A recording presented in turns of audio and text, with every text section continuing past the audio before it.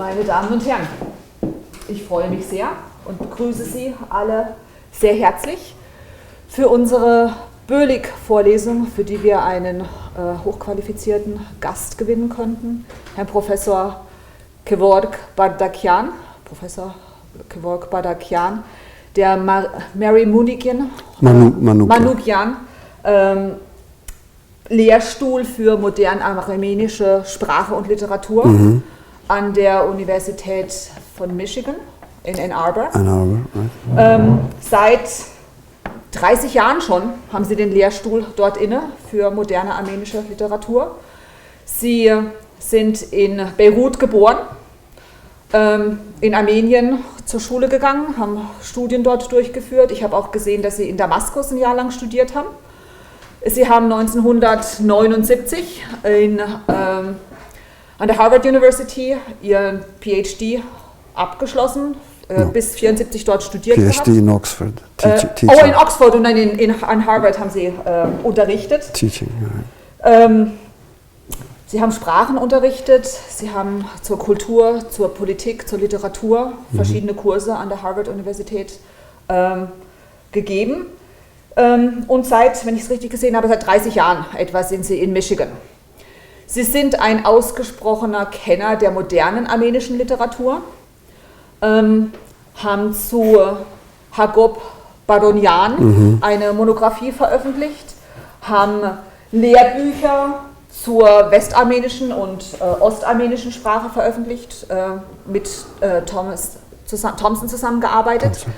Sie haben ein sehr wichtiges Nachschlagewerk, a Reference Guide, zur modernen armenischen Literatur herausgebracht, von dem ich jetzt hier auch ein Exemplar auf dem Tisch sehe. Ein sehr wichtiges Beispiel, zahlreiche Artikel veröffentlicht. Und Sie werden uns, ich habe Sie extra gebeten, zur apokalyptischen Dimension armenischer historischer Literatur vorzutragen. Das ist ein Forschungsinteresse Ihrerseits, was ich selber auch sehr spannend finde. Und ich freue mich sehr, dass wir Sie gewinnen konnten, für uns heute einen Vortrag zu halten. Und speziell zum Thema Delivering a Millennium-old Promise, King Tradat's Warriors in the Siege of Constantinople in 1453. Speziell zu diesem Thema einen Vortrag zu halten. Ich gebe Ihnen das Wort und bin sehr gespannt und freue mich auf Ihren Vortrag. Bitte. Thank you. I was going to say I don't really know German, but it transpires that I followed almost everything she said. And you corrected me, so that's very good. Yeah, I wish I could speak in German, but mine is very, very passive linguistic range of German, no speaking at all. I would like to thank Dr. Horn, Professor Dr. Horn, Director of the Christian Oriental Studies here. Yeah, Director of the Oriental Institute, Institute but Chair for of the Christian Oriental also section, yeah. The double positions, for inviting me, for hosting me, for warm hospitality and reception. And also Professor Dr. Martin-Luther-Universität for also organizing something at that conference, which I only attended and learned quite a bit. And then apologize that I don't have a visual material. It's not a PowerPoint for some reason, because the topic is a bit complicated. There are too many names, but I will try to make it as plain, as simple as possible. It is very important to provide the context, the general context, and contain the topic within that context so that we are not lost together. So the topic, as was announced, is the delivering on a millennium-old promise. King Tradat's warriors in the siege, I don't remember, in the siege of Constantinople in 1453. Let me start with Trdat. Trdat was the king. Some people call him the third, the second, the fourth. I call him Trdat the Great because we don't know whether he was third, second, or first. This is the king who decided to convert to Christianity and impose the new religion, the new faith on his subjects. This was done, this is a name that I will repeatedly mention, Trdat or Tiridades in English literature or in Western languages. And the other name is Grigor Lusavoric, or Grigor the Enlightener, who was the driving force behind introducing Christianity into Armenia somewhere around the beginning of the 4th century. Armenian scholars, there are those who say 290s, I doubt it. Some who say 301. I say with a few others it's more like 314 after the Milan edict.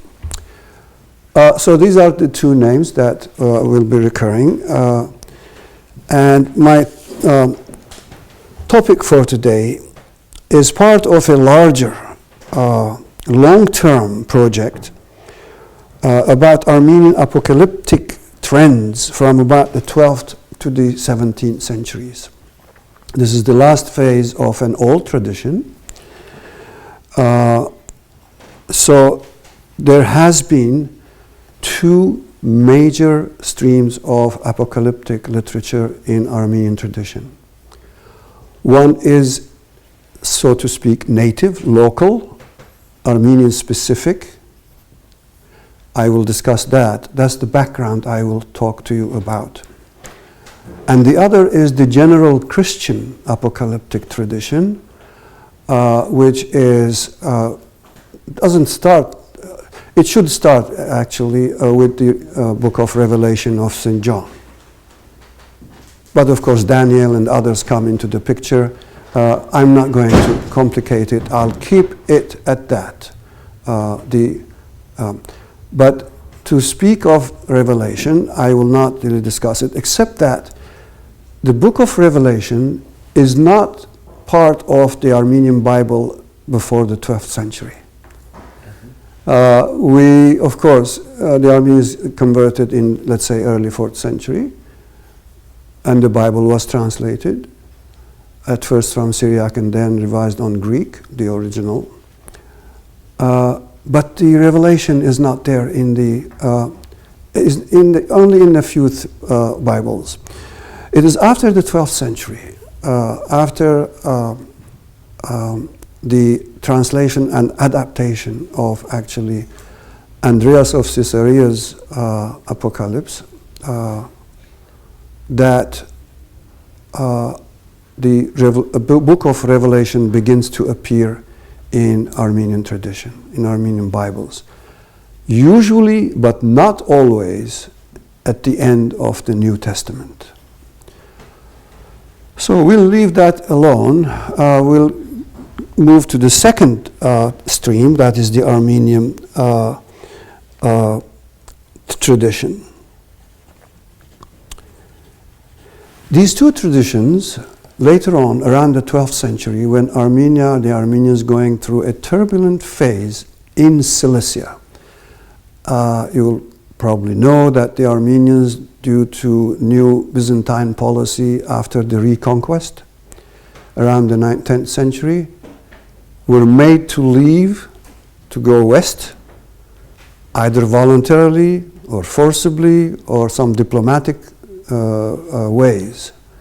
So they ended up in Cappadocia and also in Cilicia, where in due course they established an Armenian principality, which developed into a kingdom. And your own, if you're all German, Frederick Barbarossa was to give him a crown as a king, but as you know, he drowned in a river in Cilicia, Armenia, heading the Third Crusade. At this point, in the 12th centuries, roughly speaking, there is a great deal of intensive apocalyptic texts, visions, eschatological texts that really merge here, especially with the arrival of the Crusaders, the first ones, second and third, etc., that really stimulated Armenian hopes, aspirations as to what was to come. It is in this context that both the biblical revelation tradition and the local Armenian tradition merge, sort of conflate, and new versions or newly revised versions appear in the Armenian tradition. So even though they maintain their individual character, because this happens in the context of universal Near Eastern, Christian Near Eastern context, and the Slavonic world, Syriac, Armenian, and then Russian, of course, the Balkan peoples, Bulgarian, etc. And then in North Africa, Ethiopia, the Copts, the Ethiopians, they are all part of this universal apocalyptic tradition.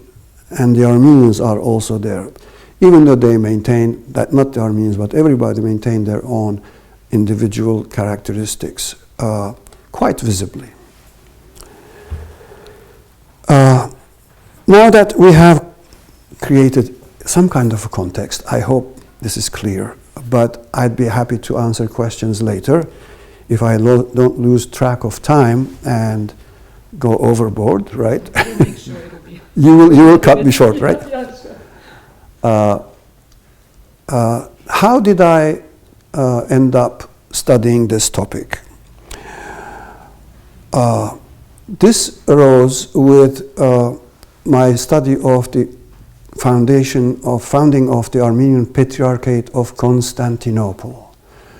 There are accounts that this was established in 1461, 8 years after the conquest of Constantinople by Mehmed II, also known as the Conqueror, who, according to tradition, was a friend of the Armenian bishop of Bursa. And when he was in Bursa, the Armenian bishop wished him well and that he accomplishes his conquests, etc. Whereupon Mehmed said, "Oh, if I take Constantinople, I will bring you there and make you the patriarch of all Armenians." He remembered this 8 years later and invited Bishop Joachim to Constantinople with 6 families at first. Then, within the next 3 or 4 years, other Armenians and other nationalities were brought into Constantinople because Constantinople was in ruins after the conquest. For 3 years they were, as you know, he left his troops free to do whatever they pleased. So it had to be rebuilt.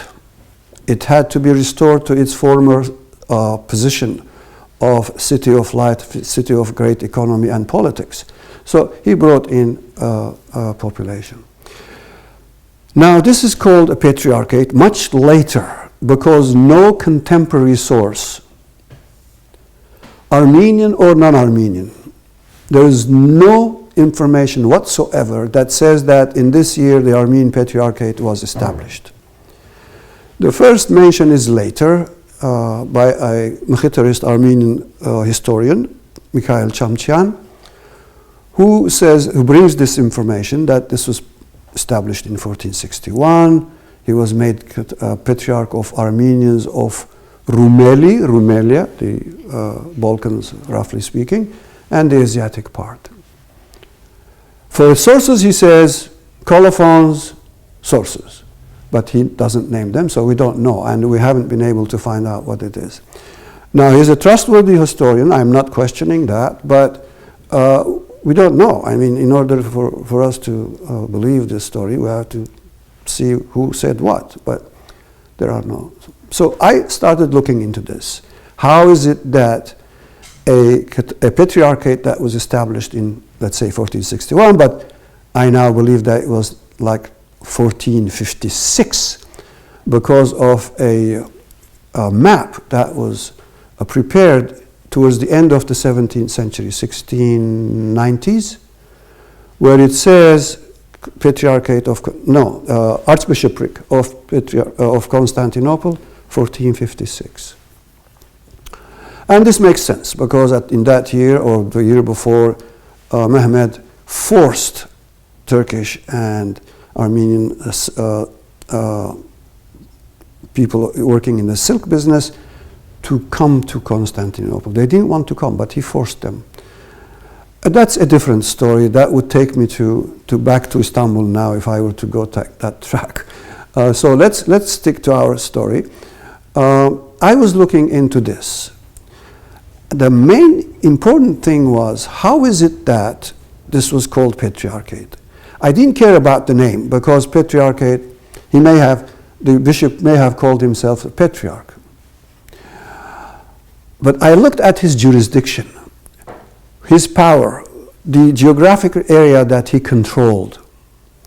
And I came to the realization that it was only Constantinople.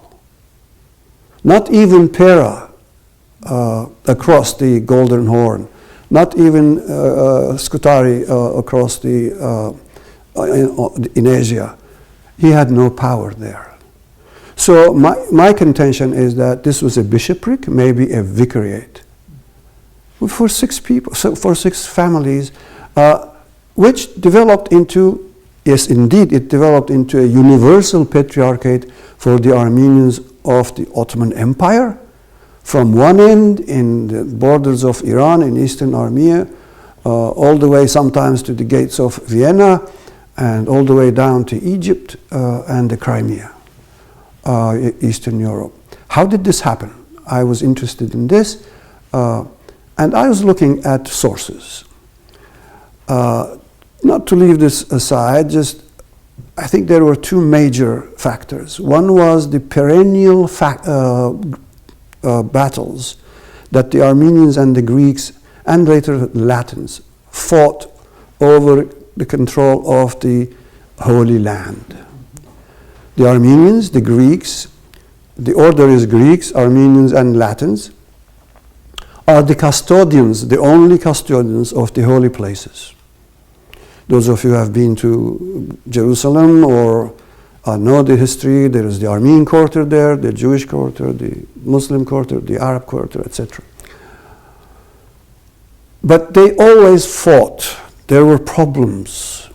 This belonged to me, this belonged to you, no. So what they did was the Greeks or the Armenians would go to the governor of the region who sat in Damascus, or locally first, get a berat, a decree, that this church belonged, or this territory belonged to the Armenians. The Greeks would fight it and take it to Damascus. Damascus would overrule the Jerusalem mayor. Then the Armenians would be unhappy and would take it all the way to Constantinople, the center of Ottoman power. And there, thanks to their relations and connections with the highest echelons of the Ottoman government and bribing their way, they would overturn all those in favor of the Armenians, or the Greeks would overturn all those in their favor.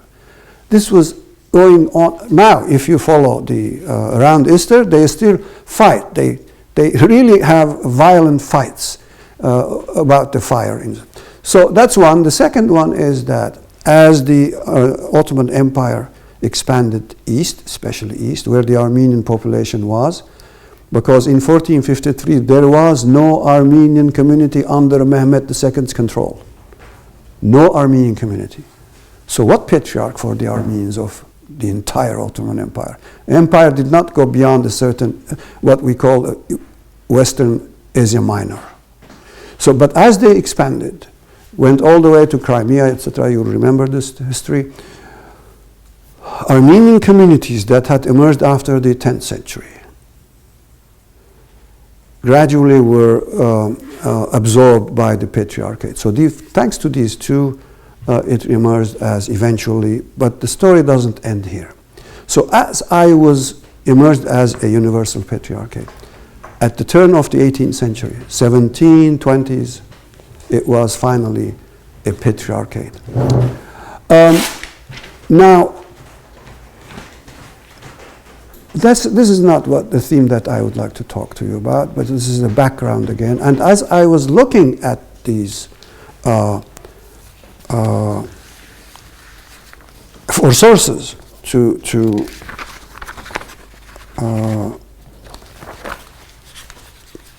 corroborate or pursue, build up the history of the Armenian Patriarchate, how it emerged and how it developed, etc. As I said, the questions I asked myself, how did it emerge, how did it develop into this? So I began with the fall of Constantinople, which led me to an intriguing field of contradictory and complementary information. It was fascinating. So, starting with Armenian population of Istanbul, whether as students, scholars, soldiers, or emperors, hostages, or diplomats, there always was an Armenian presence in Constantinople before its fall in 1453.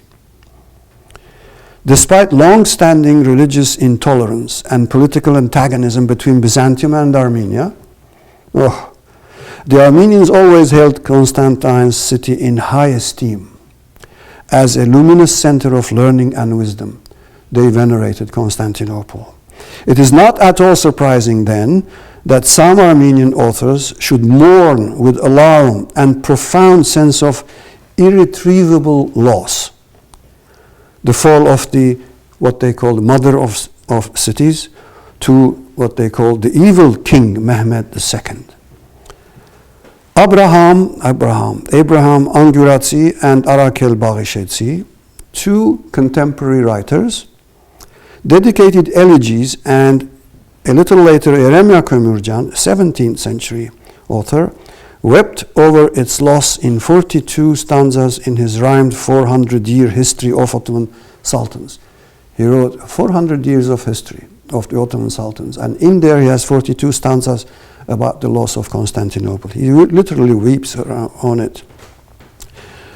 The first two were contemporary to the event, that is Abraham and Barishetsi Arakel.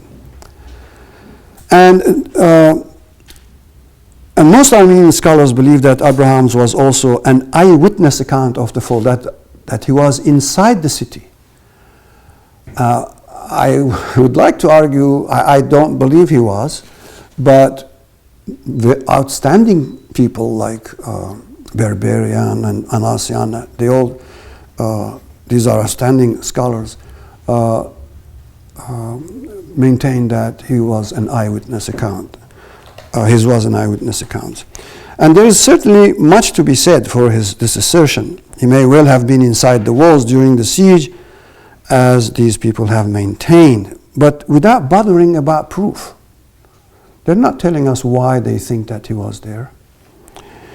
Yet despite the vivid and graphic details, Abraham Anguratsi is quite interesting. I think that, if I can see the next page,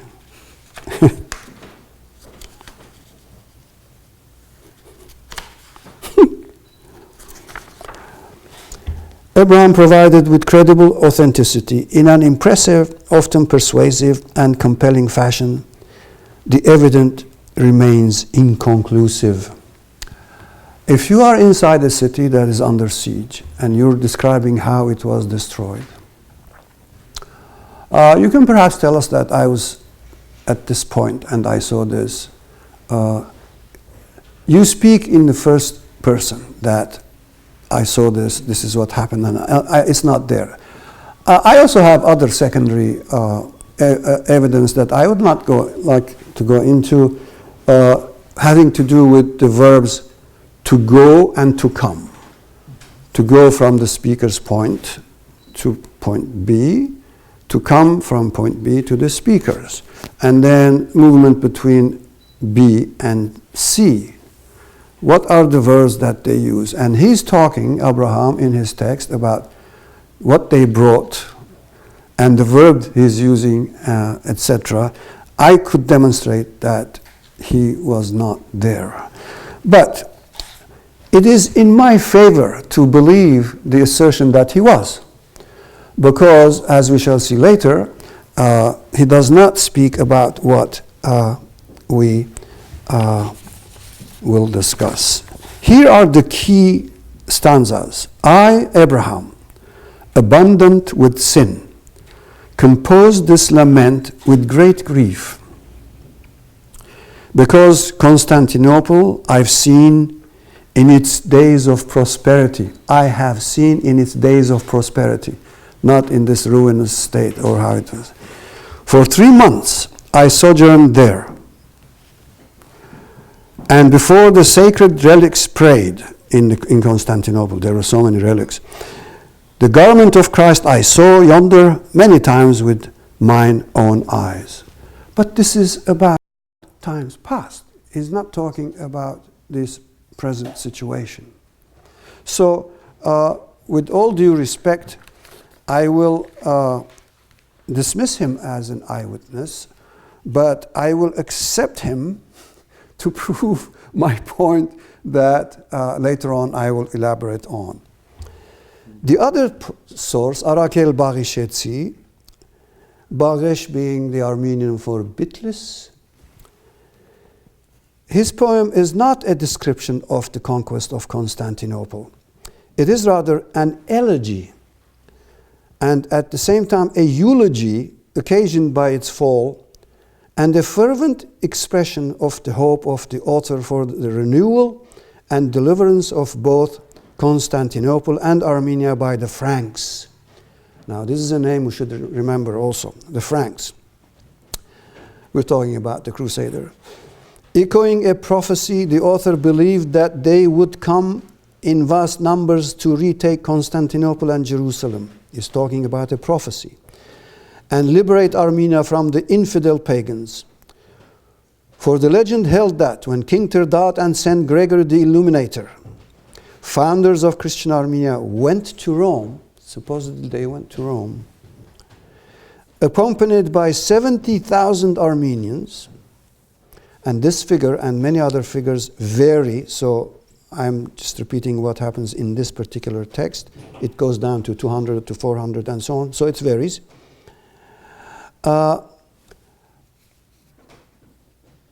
They signed a treaty of alliance with Emperor Constantine. They went to Rome and signed an alliance. In Armenian we call it Dashanstucht. It's a letter of love and concord. They left for Armenia. They left few hundred Armenians behind in the future to lead the Franks east by land and sea to free Armenia and the throne of Grigor Lusavoric, built in the holy city of Varshabat Echmiadzin. So we have a pact that the Armenians king, they went to Jerusalem, and it will come. They signed a pact where they left a few hundred Armenian warriors in Rome who would later come to deliver Constantinople and Armenia. This was almost certainly a reference to a document known as Dashanstucht, as I said, probably in some ways modeled after the donation of Constantine. You're familiar with that, right? Donation of Constantine, right? And fabricated in Cilicia. It was fabricated, I believe, and so do all scholars, in the 12th, 13th centuries. This text, which must be seen in the wider context of Armenian apocalyptic literature, is a most intricate and inadequately explored topic. Except that when I wrote this, Zara Bohosian had not yet published her book, her dissertation, which has been out for a couple of years now, maybe 3 years. A wonderful study, a critical text, etc., where it is established that this was indeed the text. So I'll not discuss this. Only I'm mentioning it in view of its relevance to Arakel's poem and to another source to be introduced presently. So we'll leave it alone. The origin of this story, that is Trdat and Grigor going to Rome and signing a treaty, lies in a malediction, a curse, and prophecy pronounced on the occasion of the murder of Prince Genel, you don't have to remember his name, on orders from King Arshak II of Armenia, who reigned from circa 350 to 368. Patriarch Nerses I, also the Great, at the time Patriarch of Armenia, who reigned from 353 to 373, one of the ablest and celebrated early fathers of the Church of Armenia, indeed, is reported to have on this occasion cursed the Arsacid royal family, the entire family, the royal family of Armenia, and to have foretold its destruction. It's very impressive. It sounds so gloomy and threatening in Armenian. I'm tempted to read it. It's done a few words. Եվ գործանումն, որ բերանով մարգարեին ածի իվերաձեր, ըմպել ազգիտ արշակունյացս հետին բաժակն, արբջիկ, արբեսջիկ, և գործանեսջիկ, և այլևս մի կանգնեսջիկ. You will be destroyed, and you shall not rise again. The whole thing is, and the destruction foretold by the mouth of the prophet shall come upon you, that you, Arshakuni race, drink the last cup. You shall drink it, you shall be drunk and be destroyed, and you shall not rise again. This is where the story starts. This is the prophecy of Nerses the Great.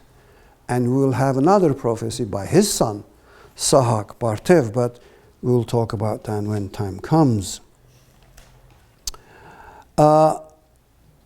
According to a great scholar, Ashot Hovhannisyan, this simple prophecy incorporated new elements and grew into a vita of Saint Nerses the Great. Especially by the 10th century, we have an author called Nerses Vayotzoretsi, Mesrov Vayotzoretsi, who has a very elaborate story of this thing. How it developed, the stages are missing, the links in between, but we have this 10th century vita, elaborate, with so many new elements that we don't find in the earlier sources, which expressed in essence Armenian aspirations for political and religious deliverance. From this point on, the Christian religious aspect of these prophecies of the Armenian thing begins to change. It becomes more political rather than spiritual religious. And that aspect of it becomes greater in Cilicia. That will change. And this is why I would like to explore this 12th to 17th century period where you have so many visions, etc., that reflect the aspirations of Armenian leaders for deliverance from what they call the Muslim yoke. It was also suggested that the earliest version of this prophecy, which has not come down to us in its original form, may well have reflected Armenian aspirations for deliverance from Arab rule with the help of Byzantium. Arabs came to Armenia in the 7th century, in the mid-7th century, and stayed there until the turn of the 10th century, 920s, 30s.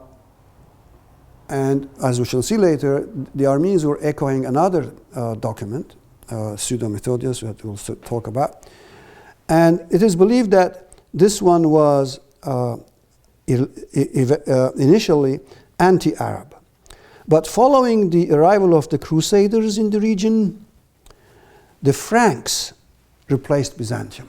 This time, help would come to Armenia not from Byzantium, but from the Franks, who were already, when this was written, who were already in Cilicia.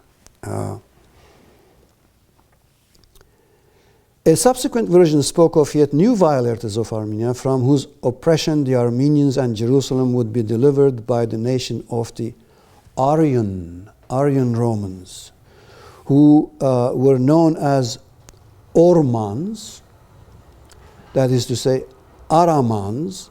Aramina, Arman, is the Arabic plural form of Arman, Aramina, even though Armani, Arman, Aramana, even though now it's not used really. So old Armenian sources speak about these Aryan Romans as Ormans, Aramans. And these would be the descendants of the very Armenians who stayed in Rome after Trdat and Grigor had returned home. They would capture Constantinople, Damascus, Jerusalem, and Tabriz, and would subdue the infidels under their yoke. Okay, this is one version that will change. The aforementioned Ormans or Aramans appear in other Armenian prophecies, of which of particular interest is that attributed to an Agathon or Agadron. I'm assuming Agathon being the good news or whatever, but we don't know anything about him, and his non-Armenian sources. This seems to reflect the vision of Catholicos Sahak Bartev. Sahak Bartev was the son of Nerses, whose prophecy we saw, but there's another prophecy in the name of Sahak Bartev, his son, regarding the regeneration. Unlike his father, he saw the regeneration of the reigns of both the Arshakuni royal house and Grigor Lusavorich's Parthian succession. In other words, if Nerses foretold the destruction of the Arshakuni royal family and the end of Armenian political power, his son was saying that they will be regenerated and reinstalled. And the line of Grigor Lusavorich, succession of patriarchs, would also be restored. Agadron's story, similar to the aforementioned plot, runs as follows. In the wake of their conversion, King Trdat of Armenia and King Constantine the Great of the Franks, in the company of Grigor Lusavorich and Pope Sylvester, the bishop, he was then called a bishop, now of course he was the Pope, went on a pilgrimage to Jerusalem.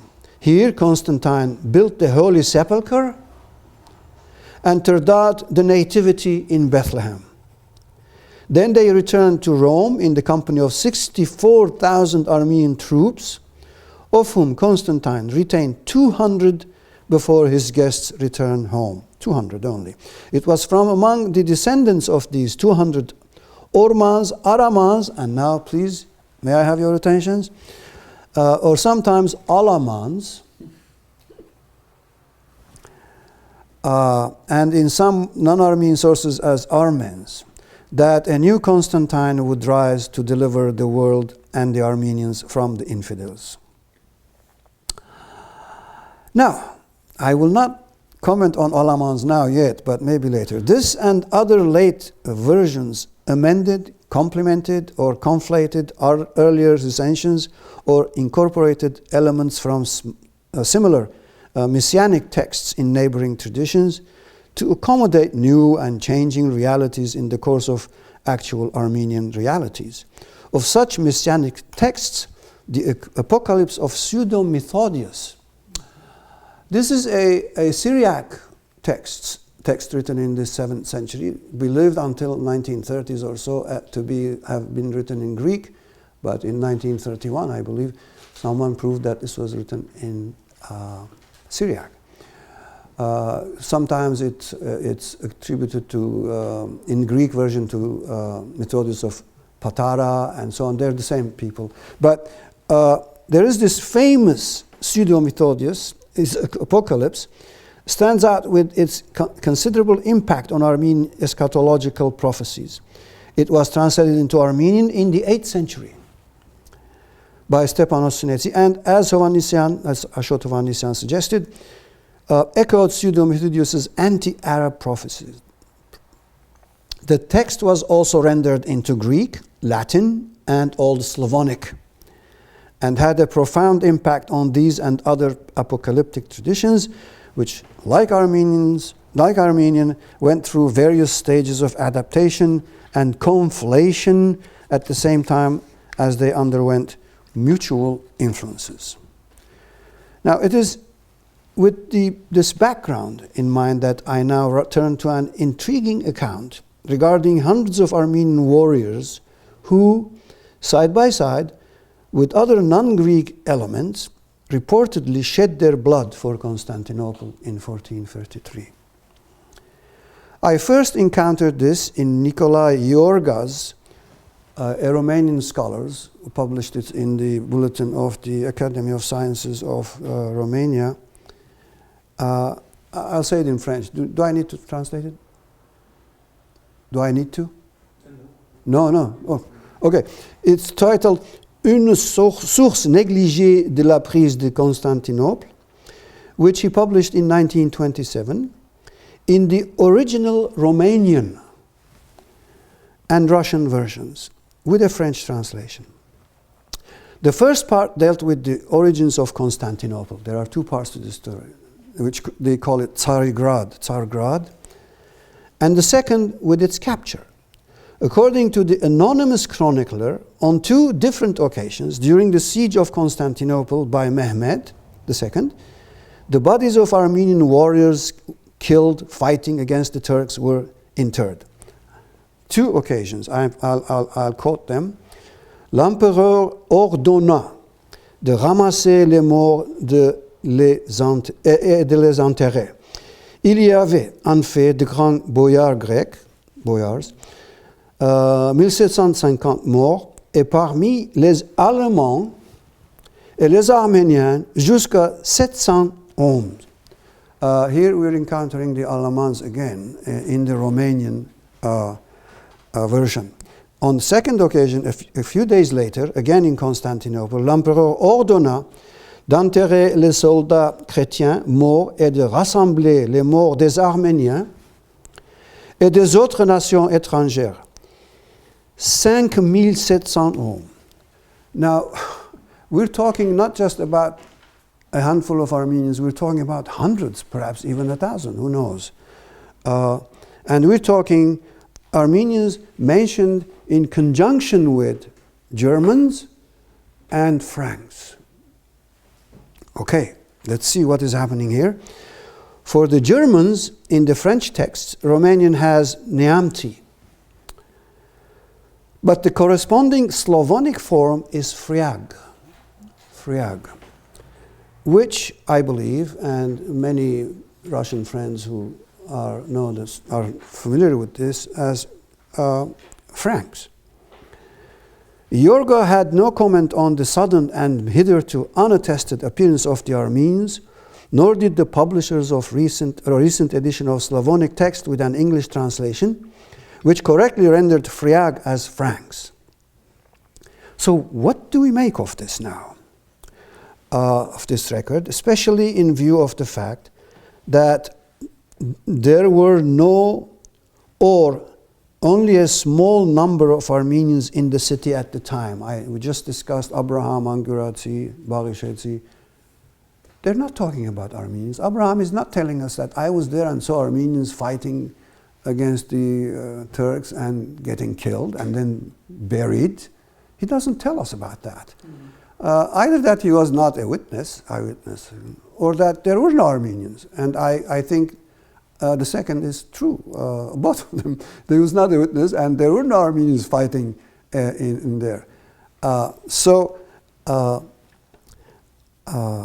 But there is one, Mikhail Chamchian, who wrote in the he published his really magisterial history of Armenian, 3 volumes. It's really great. But he was a monk,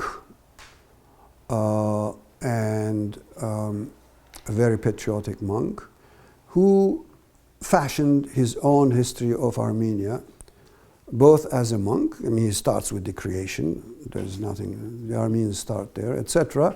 You know the limitations. So, but he was a great historian, especially for the later periods. He speaks about this. he mentions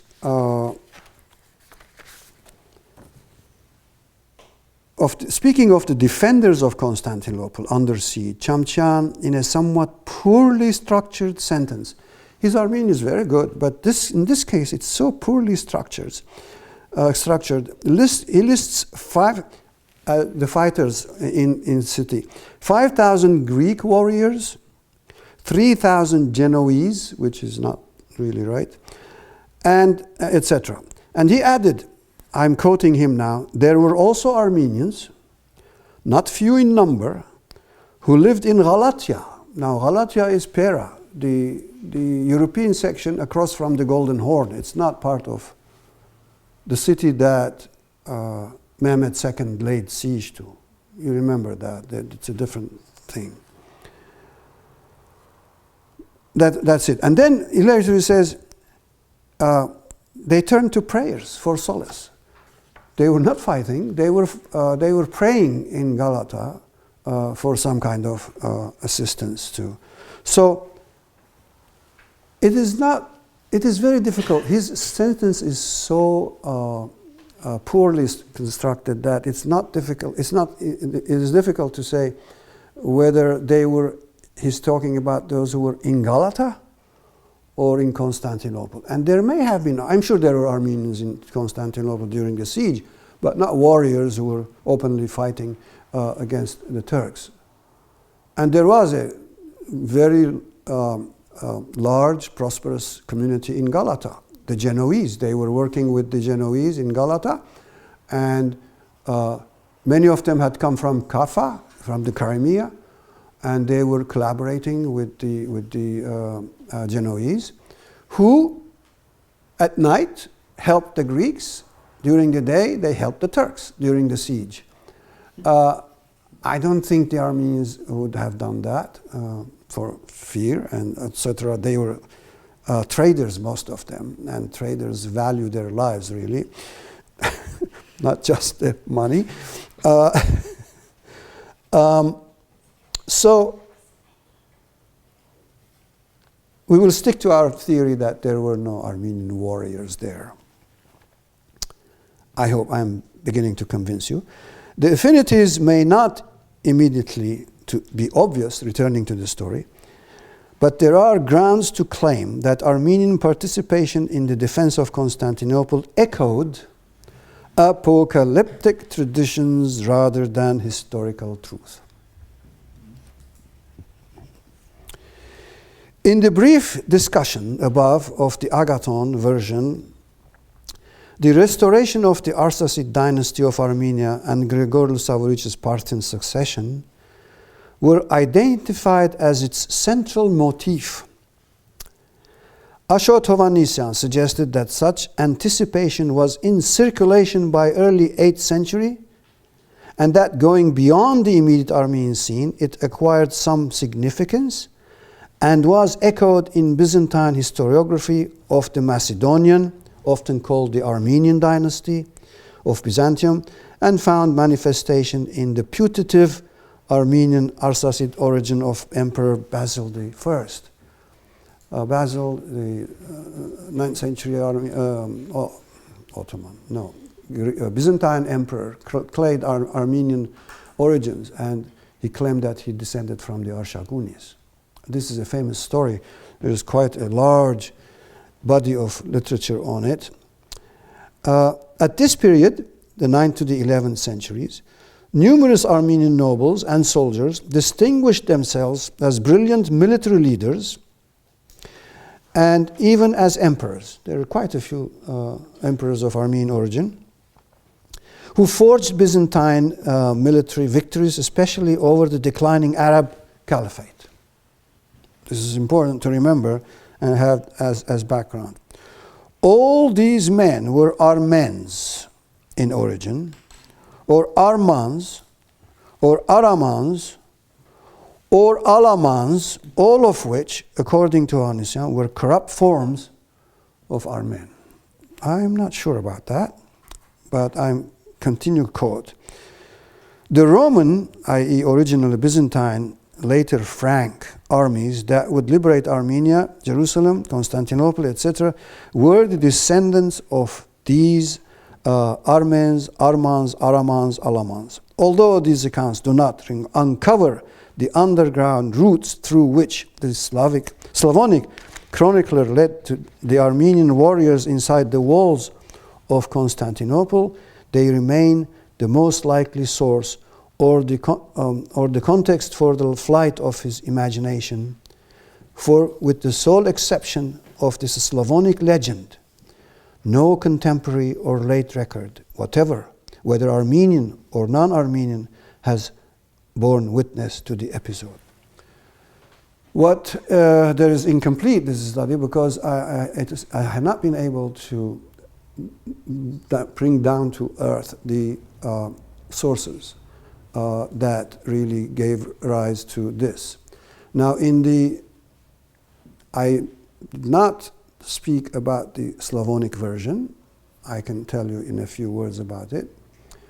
It's by a Nestor Iskander, and Hanak and Philippides have published a study, The Tale of Tsargrad. It's found in two parts, foundation and its destruction or capture by the Turks. Here, the Russian text repeats the same thing that we found in the Romanian version, the Armenians being buried, etc., the same numbers. There is a major fight going on now between various nationalities, scholars of various nationalities, about the origin of this Nestor Iskander. Whether he was Russian, Belarusian, Slav, Serbian. There is a huge dispute now, which flares up every now and then, has been flaring up since the 19th century. But this is not our concern really here. It has, this Slavonic version, 7 or 8 versions. In one of them, he speaks about King Trdat. Now this gives me a clue, remote, really not so reliable, but at least they were aware of a Trdat who converted to Christianity, they tell us, and then they confuse him with the Persians, with the Shahi Arman, the Karakoyunlu Turks. Now,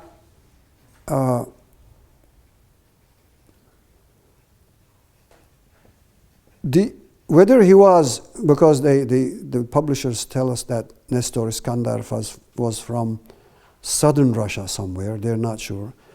Others say he was from Moldavia, and so on and so forth. So how would really he know about the Armenian version? I think this is part of what I said. These tales, these traditions were circulating freely among these various universal Christian Near Eastern traditions and the Russian world. Because Nestor Iskandar's tale, they believe that he was an eyewitness account, his was an eyewitness account, and that he wrote it in around 1470s. He kept a diary, but among his sources were apocalyptic traditions such as Pseudo-Methodius. And Armenians had translated that long before him, 800 years before he used it. But somehow it penetrated the Slavonic, the Russian tradition, especially that from the 14th to the 16th centuries, there is intensive relations between the Armenians' religious traditions, where the Russians, I don't want to use the word degrade, but look at the Armenian church as a heretical church. That, despite the fact that under the influence of the Orthodox tradition, they venerate Saint Grigor Lusavorich as a saint in the Russian church. His Armenian church is dismissed as a heretical church, but its founder is venerated as a saint, as in the Orthodox Church, so in, of course, Russia. There are no studies in this period because I have read about legends that the Russians have a legend about salvation of Russia coming from mountains of Ararat and also this, but there is no study to tell us about this. And I don't think anyone would be able to say this for sure, where it came, how it came from. I think it just, these themes have their own way of circulating. They don't recognize boundaries. They don't really need visas. They just travel. They just travel. And I think somehow the Armenian version being an old version, because it has left quite an impression on the Copts and in all the Ethiopians. In a book that a colleague, a former friend, I'm a former student and a colleague now, edited a book called The Armenian Apocalyptic Tradition, a comparative perspective. You will see that there are essays there on the Syriac, the Ethiopian, etc. traditions. You cannot put your finger on one strain that this is how really it ended up in this Slavonic tradition, but you cannot deny that this is where it's coming from. So my conclusion is that this was a reflection of these apocalyptic texts. Now, what are the Germans doing there? There were no Germans fighting in Constantinople. There was one German that I know of, all sources speak. He had something to do with, I think, cannons or something. This is not the Hungarian. No, not the guy who helped the Turks build up that huge cannon. But inside the city there was a German. I know of one German, that's all I know. But hundreds of Germans being killed in Constantinople, side by side with the Armenians. Why the Armenians and not Greeks and others? They are mentioned together. Well, there is, of course, this Bavarian myth that Bavarians are of Armenian origin. You have this, I know if, I can't remember the name, it's well known, that they were of Armenian origin. And there are Armenian sources, Vartan Ariveltsi, Dardiel, etc., who say that the Germans are of Armenian origin. Now, it is here that Arman, for Armenian, Armani, Armena, must have changed into Alaman, especially after the Third Crusade, where Frederick and Richard Lionheart and the French king came. And Frederick came with a crown for the Armenian prince of Cilicia. He was going to be crowned king, but he drowned in the river Salef in Cilicia itself. I think an Arab source tells us that his armor was so heavy that his horse threw him off in a very shallow water, but his armor was so heavy that he couldn't get up and he drowned. This is according to an Arab source. But no, whatever the case, and then there is, of course, his theory that his fleshly body was buried somewhere, his heart was taken somewhere else. But of course, the myth of that he's still living, he never died, he was in what's the mountain? In Germany. There is a mountain where he is still, Crave. Anyway, I have it somewhere, don't worry. But anyway, the myth that he did not die, and he is waiting for the ravens stop flying over the mountain. When they stop flying over the mountain, around the mountain, he would come out and destroy the world or something to that effect. However, and he every now and then, there are so many paintings of him seated in a cave, sending a boy out. Every now and then he sends a boy out to see if the ravens are still circling the mountain. So I hope I have it here, or else it's in my office, or I don't know. Kiefer something? Kyffhäuser, yes. Yes, it's either there and if finally he will show up again. Yes, when the ravens stop flying. That's the myth. So he was coming to crown the Armenian prince as a king. He came as a crusader. He was, quote unquote, a Frank and Alaman, right? So I think the pairing of the Armenians with the Germans, with the Alamans, even though as a result of confusion, was made for this reason, that actually they saw that the Alamans were there to help take back Jerusalem, right? Constantinople was not under Turks yet. So some kind of familiarity with Armenian version of this on the part of Nestor Iskander, I think that's the source where it comes from, with conflation, with some confusion. The story of Armenian warriors fighting for Istanbul was made into history, thereby living up to a promise they made in Rome 1,000 years ago that they would come to the rescue of Constantinople and Armenia. The mission failed, but the dream maybe is living on. But here we stop.